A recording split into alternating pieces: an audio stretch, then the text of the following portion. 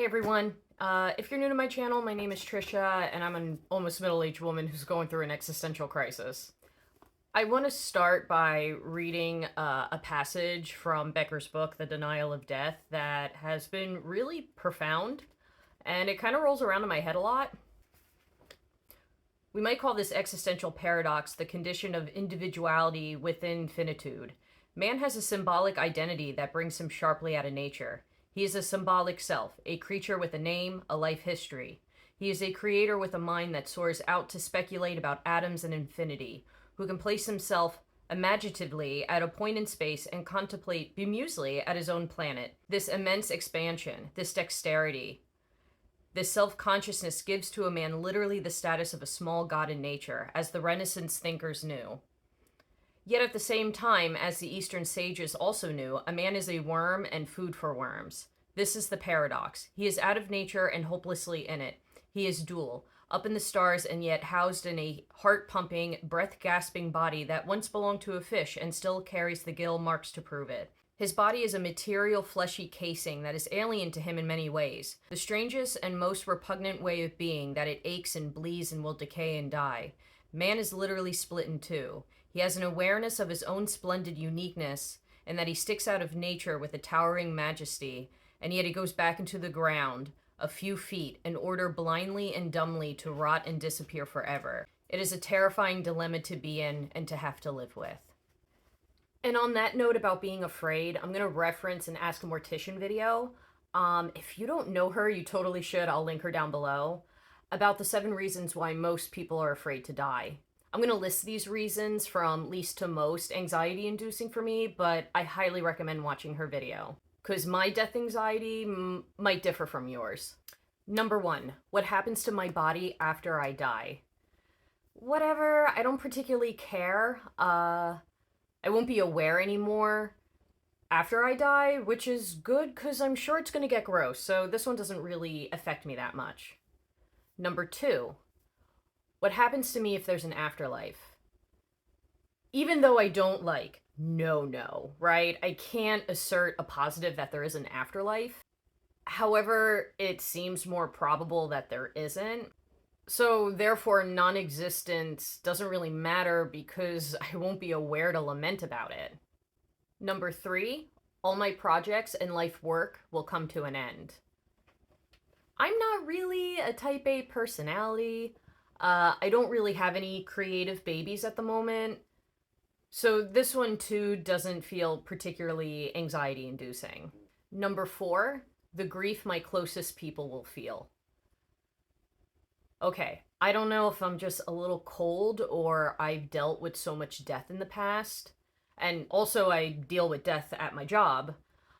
But I know people will move on, and grieving sucks, but their lives will continue, and that's okay. I would want that for them. I'd rather have them move on than to be constantly sad, except for my mother. I would not want her to experience that. That might actually kill her.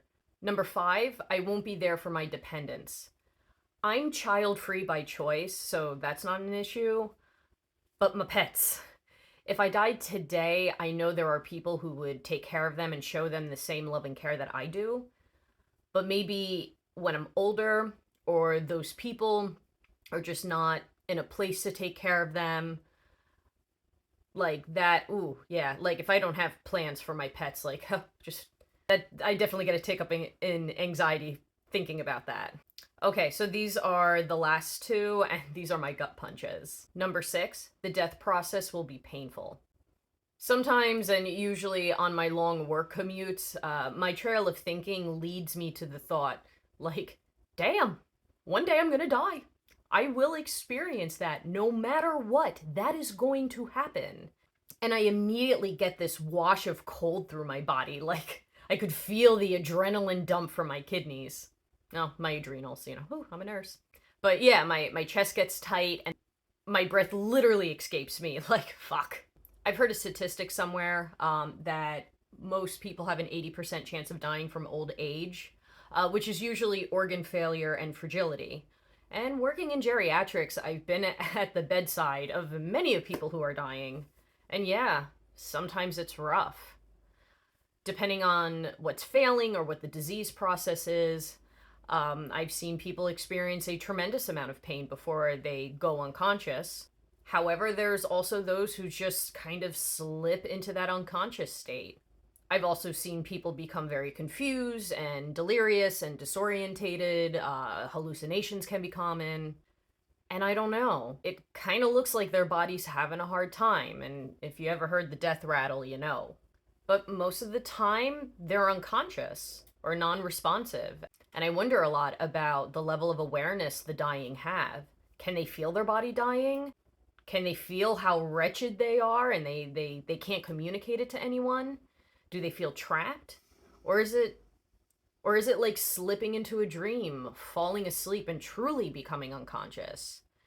Or even just their dying brain can't even make sense of pain receptors anymore. And it sucks because you can't ask them. And that slow descent into decay terrifies the fuck out of me. And the last one, number 7, the end of experience. When I first heard this one, I related it to the afterlife thing. Like, who cares? I won't be aware that I don't exist anymore. But if I think a little deeper into it, I realize I also really like being alive. It's kind of bananas. And I would be pretty upset if I died today. There's so much more I want to experience. Which I think actually, under that layer, brings me to my deepest fear, is dying with regret. Again, I'm not a type A personality. I do like to do some fun and dangerous things, like skydiving, traveling to foreign countries alone, stuff like that. But I'm also pretty laid back and like the comfort of my own space and just sticking around. But what if I get to the end of my life and I tell myself, I didn't experience enough. I didn't appreciate it enough. I didn't realize how wonderfully terrible everything is, and I didn't soak up as much as I could. The bad, the good, the ugly, the everything. And that's what really keeps me up at night. In a way, you would think that would be, like, motivating, but it's kind of paralyzing. Because I definitely feel more alive when I'm risk-taking and flinging myself out of my comfort zone, but sometimes doing those things can shorten your life if you're unlucky. And as I'm getting older, I am way more cautious than I was in my youth. Honestly, some shit I did in my early 20s, I don't know how the fuck I'm still alive. And there's a part of me that kind of wish I still felt that abandoned, but still be able to have the wisdom that I do now, but, you know, that's not how life works. I also think this hits me kind of hard because I used to believe in reincarnation. And for the first time in my adult life, I understand the sentiment of you only got one life to live. And the pressure is almost incapacitating.